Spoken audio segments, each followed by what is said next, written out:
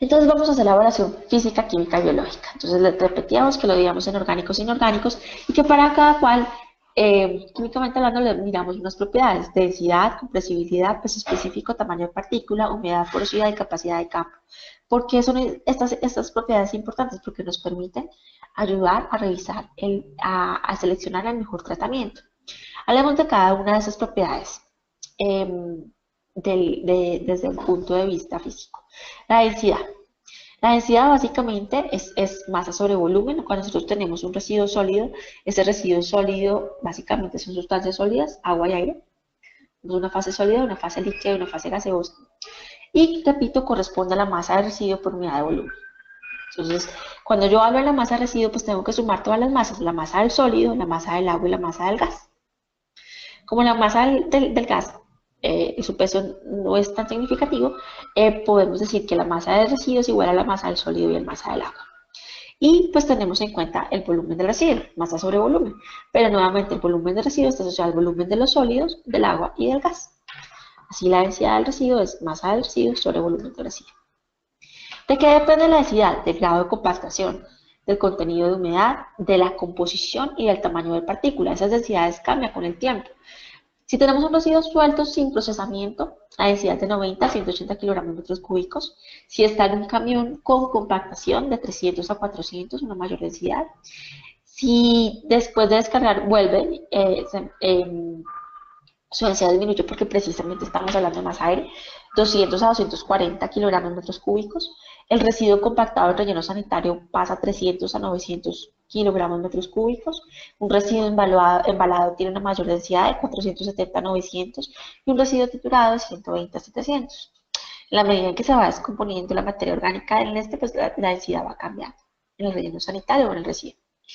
Si hablamos de compresibilidad, estamos hablando de la capacidad de los materiales de deformarse bajo una carga o fuerza. Aplicado, y se aplica muchísimo, yo necesito conocer este factor de compresibilidad cuando yo hablo de la compactación. Entonces, básicamente, este factor de compactación está asociado a una densidad de compactación de los materiales compactados con respecto a la de los residuos sólidos. Aquí tenemos la masa de los residuos, el volumen de compactación, volumen de los residuos, masa de residuos, volumen es igual al volumen de los residuos sobre el volumen compactado.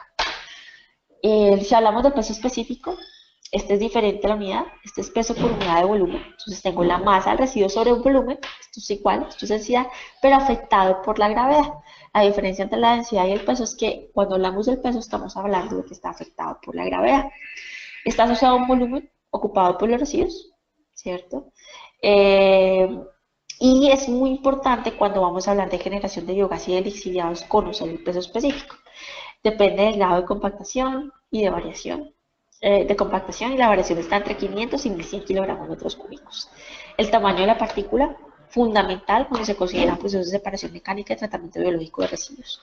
Muy diferente que los tiempos de degradación de un sólido de un gran tamaño, un tamaño de partícula importante, al de un tamaño de partícula mucho más fino. Diferentísimo los tiempos de degradación, mucho más cortos en el caso de partículas mucho más finas. La capacidad de campo de los residuos, esta es una propiedad en la cual uno mira qué tanta cantidad total de agua puede retener la muestra sometida a fuerza de gravedad.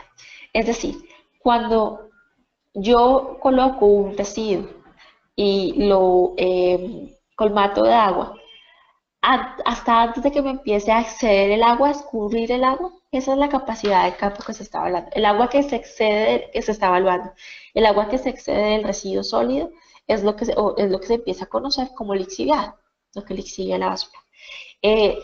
Importantísimo conocer la capacidad de campo cuando se trabajan rellenos sanitarios, cuando se van a mirar las capacidades y el diseño de los temas de las plantas de lixiviados, cuando se va a trabajar biogás.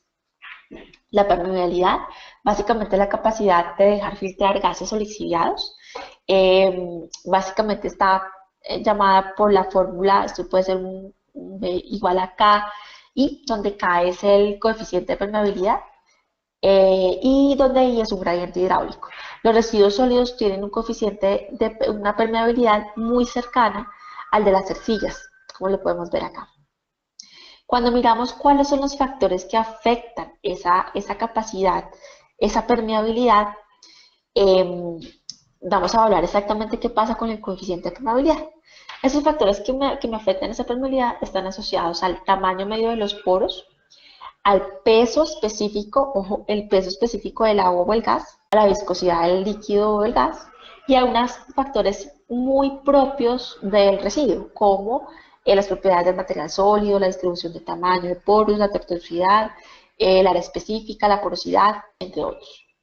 Está otro de los factores importantísimos de las propiedades que vamos a evaluar son los factores químicos. Aquí hablamos de los sólidos totales, la humedad, los sólidos volátiles e inertes, composición elemental, carbono total, poder calorífico, contenido de sales, nutrientes y sustancias tóxicas. Para poder hacer el análisis de estos, hacemos un análisis aproximado.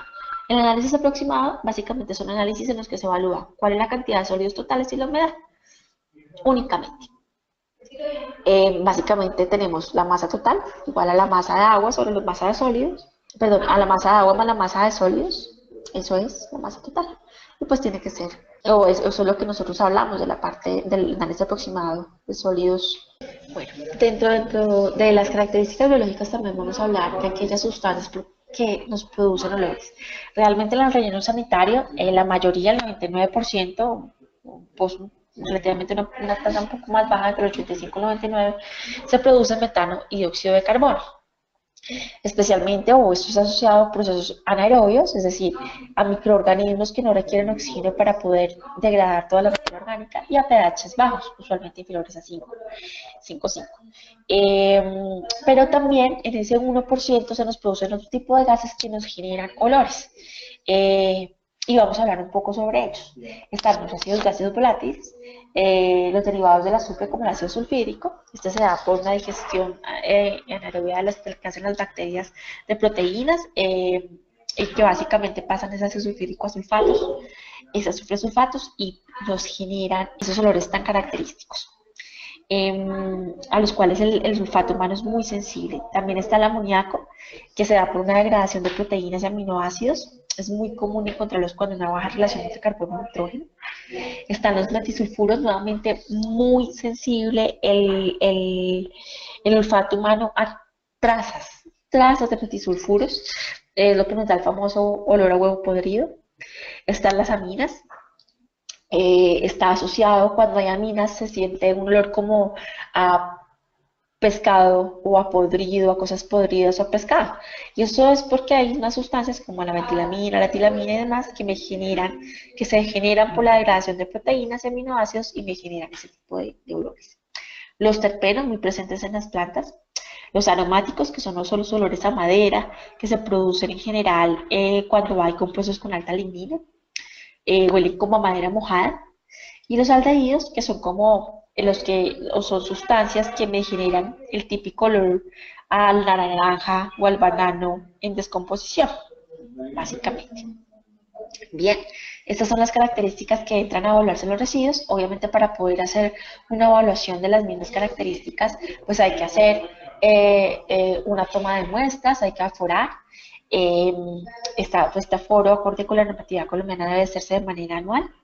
Y hay que hacer unas características de los mismos residuos. Como nos damos cuenta, las características de los mismos y la cantidad de residuos nos van a poder dar una línea sobre qué es factible o no en el aprovechamiento y el tratamiento de los mismos.